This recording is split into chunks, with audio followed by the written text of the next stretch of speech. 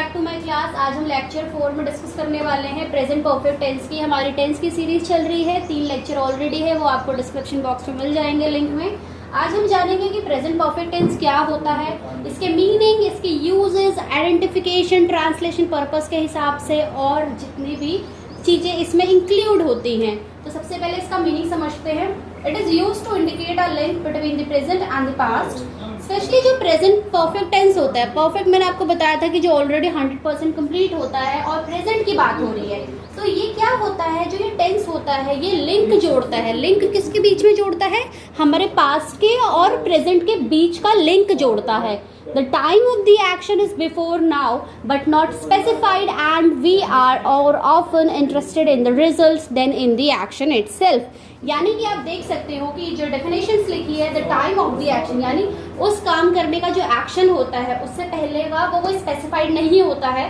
And we are more often, और हम ज्यादातर क्या होते हैं, इंटरेस्टेड होते हैं हमारे रिजल्ट में एक्शंस के बजाय। यानी प्रेजेंट परफेक्ट टेंस का क्या यूज होता है? सबसे पहले तो ये लिंक करता है हमारी कोई प्रेजेंट और पास्ट की एक्टिविटी, यानी कोई पुरानी एक्टिविटी है उसका प्रेजेंट। जैसे मैं बोलूँ मैं खाना खा चुकी हूँ, तो वो प्रेजेंट का मैं बता रही हूँ लेकिन वो लिंक कर रही हूँ मैं पास्ट का।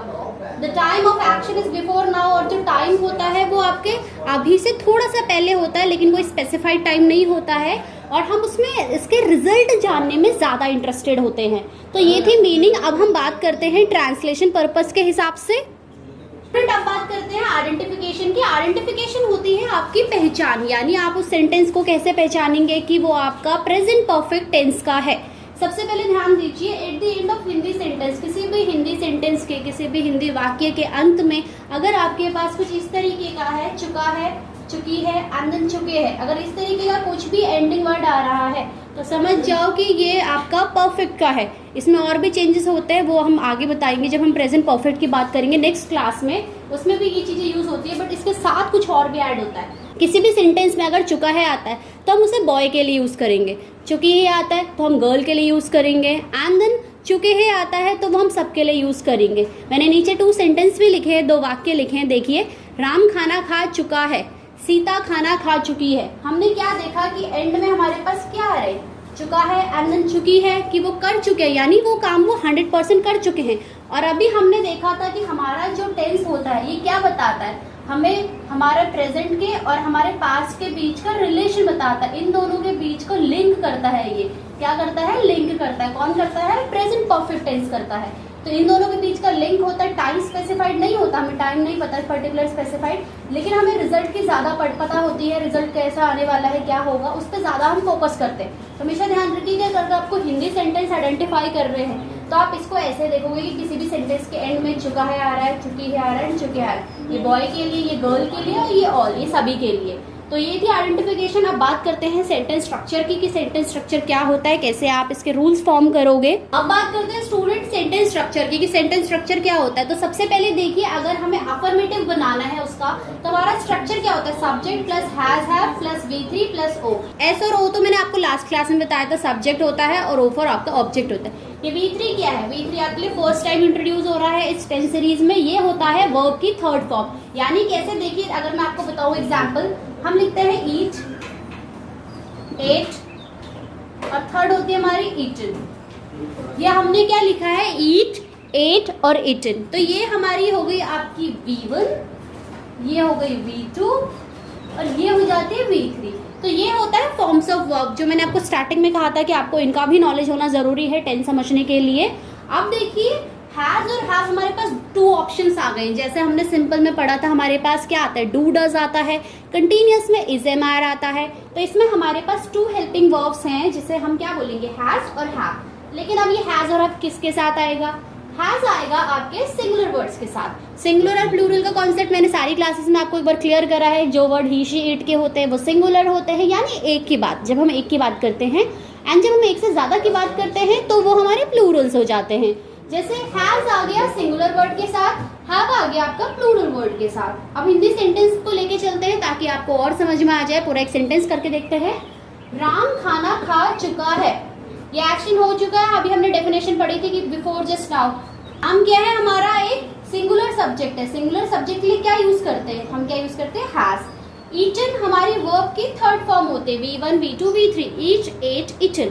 तो ये हो जाएगा राम हैज ईटन फूड। अगर हम इसे क्लासिफाई कर देते हैं तो ये हो गया हमारा सब्जेक्ट, ये हो गया हमारे हेल्पिंग वर्ब, ये हो गई हमारी मेन वर्ब, एंड देन बचे कुछ हमारा एक तरीके से ऑब्जेक्ट काउंट हो जाता है। तो ये हमने देखा कि अगर हमारे पास सिंगुलर में सब्जेक्ट आता है तो हम कैसे चेंजेस करते हैं। प्लूरल का भी देख लेते हैं साथ में, लगे हाथ। वे खाना खा चुके हैं, यहाँ पे हमने वे हमारा हो गया दे, खाना हमारा फूड थाई, खाना को ईट हो गया, और हैव हमने हैव इसलिए यूज करा है यहाँ पे बिकॉज हमारा सब्जेक्ट किस चीज का है, प्लूरल का है। जब भी आपके पास आई, वी, यू, दे इस तरीके के सब्जेक्ट्स आएंगे तो आप वहाँ पे हैव यूज करोगे, ना कि हैज। तो ये हो गया हमारा अफर्मेटिव का सेंटेंस रूल। अब हम बात करते हैं नेगेटिव, इंटरोगेटिव और नेगेटिव प्लस इंटरोगेटिव की।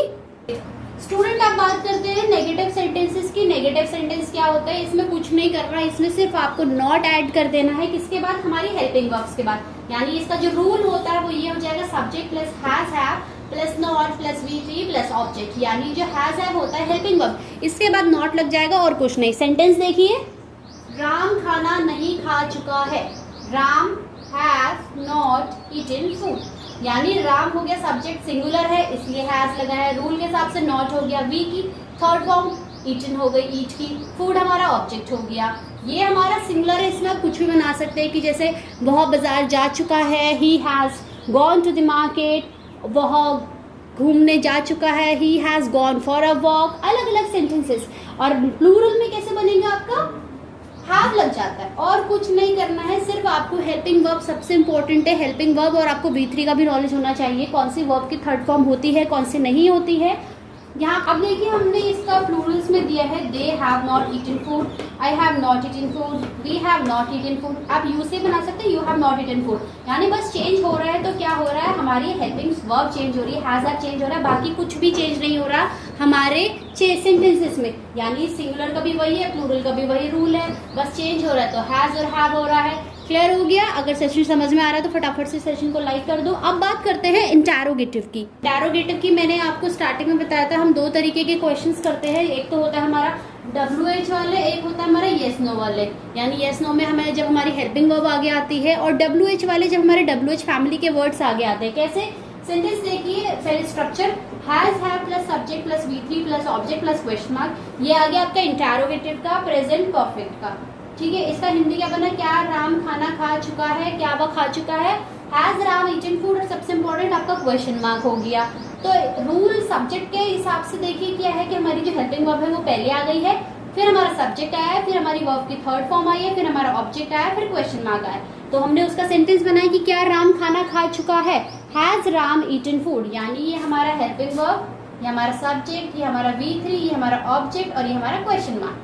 WH वाले देखिए, WH वाले में कैसे होता है, जब हमारे ये कब, क्यों, कैसे वाले वर्ड ये सब मिड में आते हैं। जैसे राम क्या खाना खा चुका है, क्या खाना चुका मीन्स जब हम बोलते हैं कि राम क्या खाना खा चुका है, तो what Ram has eaten food या has Ram eaten food means आप इसमें मिक्सअप कर सकते हैं। बट ये ध्यान रखिए कि आपका क्वेश्चन आगे से WH हो तभी ही, वरना आप इसको एज इट ही लिखोगे कि व्हाट राम हैज या what has Ram eaten food, यानी कि क्या राम खाना खा चुका है। तो जब WH के वर्ड आए आपको तो हमेशा ध्यान देखना है कि WH पहले आएगा और उसके बाद आपका पूरा सेंटेंस स्ट्रक्चर वैसे ही बनेगा according to the given tense. तो ये तो था इंटरोगेटिव। सेम इसमें क्या करना है, नेगेटिव प्लस इंटरोगेटिव की अगर मैं बात, अब देखिए नेगेटिव प्लस इंटरोगेटिव में सिंपल क्या चेंज होता है, आपका नॉट लग जाता है दोनों जगह और बाकी पूरा आज स्ट्रक्चर आपका सेम रहता है। यानी क्या राम खाना नहीं खा चुका है, पूछ तो क्वेश्चन ही रहे हैं, has Ram not eaten food, question mark हो गया। WH की बात करें तो क्या राम क्या खाना नहीं खा चुका है, What has Ram not eaten food, यानी ये नॉट ऐड हो जाता है बस, बाकी आपका पूरा एज इट का एज इट रहता है। प्रेजेंट परफेक्ट टेंस का इंटरोगेटिव भी और नेगेटिव प्लस इंटरोगेटिव भी। तो ये तो बात थी कि ट्रांसलेशन पर्पज से हम लोगों ने कर लिया। अब बात करते हैं इसके यूजेस की, इसका यूज कहाँ कहाँ होता है, तो चलिए वो भी सीखते हैं आज की क्लास में। फ्रेंड्स बात करते हैं यूजेस की कि कहाँ कहाँ यूज होने वाला है आपका प्रेजेंट परफेक्ट। तो देखते हैं पहला यूज क्या कहता है, an action or situation that had started in the past and continue in the present, यानी कि कोई एक्शन जो पास्ट में शुरू हुआ था और जो अभी तक चल रहा है, मीन्स उसका एग्जिस्टेंस अभी भी है, वो अभी भी हो रहा है। जैसे I have lived in Ramnagar since 1997, यानी मैं रामनगर में 1997 से रह रहा हूँ, इनफैक्ट मैं अभी भी वहां रह रहा हूँ। Second, an action perform during a period that has not yet finished, यानी वो एक्शन, वो टाइम पीरियड जिसमें अभी वो आपका एक्शन खत्म नहीं हुआ, यानी वो टाइम पीरियड खत्म नहीं हुआ है। An action performed during a period that has not yet finished, यानी कि कोई एक एक्शन होना उस पीरियड में जो अभी तक वो पीरियड खत्म नहीं हुआ। पीरियड यानी आपका जो टाइम होगा या जो भी टाइम स्लॉट होगा उस हिसाब से, यानी कोई एक्शन उसमें होना और वो एक्शन अभी खत्म नहीं हुआ। जैसे she has been to the cinema twice this week, इसका मतलब है अभी, इससे कंफ्यूज मत हो जाना, ये आपका परफेक्ट का वो नहीं कि has have been लगता है, ये आपकी थर्ड फॉर्म है, इसलिए बी की वो लगी हुई है। she has been, वो सिनेमा चले गई है 2 बार इस हफ्ते में और वो हफ्ता अभी तक खत्म नहीं हुआ है, यानी कि कोई टाइम पीरियड जिसमें आपका एक्शन होता है और वो अभी खत्म नहीं हुआ है, तब भी आप उसमें परफेक्ट टेंस यूज करते हैं। नेक्स्ट यूजेस देखते हैं इसके कि नेक्स्ट कहाँ यूज होते हैं इसके।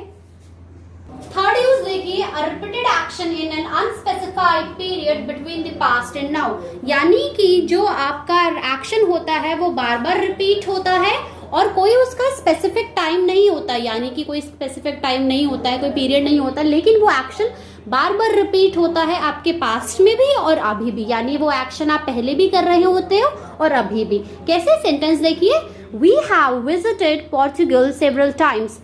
सेवरल का मतलब होता है आपका more than 2 but not many, यानी 2 से ज्यादा लेकिन इतना भी नहीं। तो कोई एक्शन जो रिपीट हो रहा है, यानी कि हम पोर्तुगल गए थे, हम पहले भी गए थे और अभी भी गए हैं। नेक्स्ट देखिए, an action that was completed in the very recent past expressed by just, यानी कि कोई एक्शन, कोई काम जो अभी अभी खत्म हुआ है जिसको हम जस्ट से डिनोट करते हैं। जैसे I have just finished my work, यानी कि मैंने अभी अभी अपना काम फिनिश करा है। I have just finished my lecture, मैंने अभी अभी अपना लेक्चर फिनिश करा है, यानी कि कोई काम जो अभी अभी खत्म हुआ है उसे आप जस्ट से भी बोल सकते हो। कोई भी अभी जस्ट फिनिश हुआ है, रिसेंट पास्ट मतलब एकदम से अभी से। नेक्स्ट यूज देखिए, an action when the time is not important, यानी कि वो एक्शन जिस समय हमें टाइम को इम्पोर्टेंट नहीं होता है। जैसे he has read War and Peace, मतलब उसने कब पढ़ा वो हमें नहीं बताया, लेकिन हमें बताया कि वो पढ़ चुका है। तो ये होता है आपका परफेक्ट के यूजेस। अब हम कुछ और चीज पढ़ते हैं, कुछ एक्सेप्शंस, कुछ नोट करते हैं कुछ एक्सेप्शंस की, यानी जो ये कहाँ का यूज और होता है हमारे न्यूज में। जब हम कुछ भी न्यूज की बात करते हैं कि वो वहाँ ऐसा हो चुका है, वहाँ ऐसा हुआ, रेडियो में बात करते हैं तब भी आप एवरीडे कॉन्वर्सेशन में भी ये टेंस यूज करते हैं। जब भी आप कोई लेटर राइट कर रहे होते हैं आप तब भी इसका यूज कर सकते हो, लेकिन कहाँ यूज नहीं करना है, यहाँ। जब भी हम लास्ट ईयर की बात करें, लास्ट मंथ, दैट मंथ, यानी जो ऑलरेडी गुजर चुका है, वो एक्शन जो ऑलरेडी ही पहले खत्म हो चुका है। रीसेंट पास्ट की बात नहीं हो रही, कंफ्यूज मत होना कि लिंक करता है, नहीं, जो एक्शन ऑलरेडी खत्म हो चुका है। यानी अगर मैं बोलूं कि पिछले साल मैं वहां गई थी या मैं पिछले साल खाना ये खा चुकी थी, तो वो पास्ट हो जाएगा। आपको ध्यान रखना है कि जो चीजें प्रेजेंट से लिंक करती है वही सिर्फ, ना कि पास्ट से ये सब चीजें। तो ये वाला आपका नहीं यूज होगा और ये आपके यूज होंगे। अब कुछ इंपॉर्टेंट बात है वो ये ध्यान में रखिए कि जब भी हम इसको यूज करते हैं, यानी आपका जो प्रेजेंट परफेक्ट होता है, कि it only talking about the experiences from the past. कोई भी एक्सपीरियंस बताता है पास्ट का, या फिर कोई चेंज ले लीजिए, कोई सिचुएशन ले लीजिए जो आपके पास्ट में हुई थी लेकिन वो अभी भी चल रही है। यानी कि सिंपल ये क्या दिखाता है कि एक डिमॉन्स्ट्रेट करता है किसी भी एक्शन को या किसी भी इवेंट को जिसका पास्ट में इफेक्ट होगा और अभी भी उसका इफेक्ट प्रेजेंट में चल रहा होगा। यानी कि it only demonstrate that an action और we can say that any event in the past which have an effect on the present situation or scenario। तो ये था हमारा explanation। अब मैं आपके लिए 3 questions लिख रही हूँ, आपको इन्हें ट्रांसलेट करना है। देखते हैं कि आपको क्लास समझ आई है या नहीं आई है। तो स्टूडेंट आपके पास ये 3 क्वेश्चन है, आपको इनको ट्रांसलेट करना है। वो स्कूल जा चुका है, सीता बाजार नहीं जा चुकी है, क्या वो बाजार जा चुका है। इन तीनों के ट्रांसलेशन आपको इसके कमेंट सेक्शन पे लिखने हैं। तो ये थी आज की क्लास। हमने क्या पढ़ा? Uses, identification, sentence structure, WH questions, yes no questions, each and everything regarding to this topic. So this is the explanation of present perfect. I hope कि आप लोगों को समझ आ गया होगा। अगर कोई भी प्रॉब्लम होती है छोटी सी भी regarding this topic तो आप कमेंट सेक्शन में लिख सकते हैं, और साथ ही डिस्क्रिप्शन पे मेरी बाकी आईडीज दी है, आप मुझे डायरेक्टली वहां से भी कांटेक्ट कर सकते हैं कुछ भी क्वेरीज हो रिगार्डिंग द गिवन टॉपिक। लेकिन genuine queries, I hope you guys understand very well. So that's all about the class. Thank you class. Now see you in the another lecture.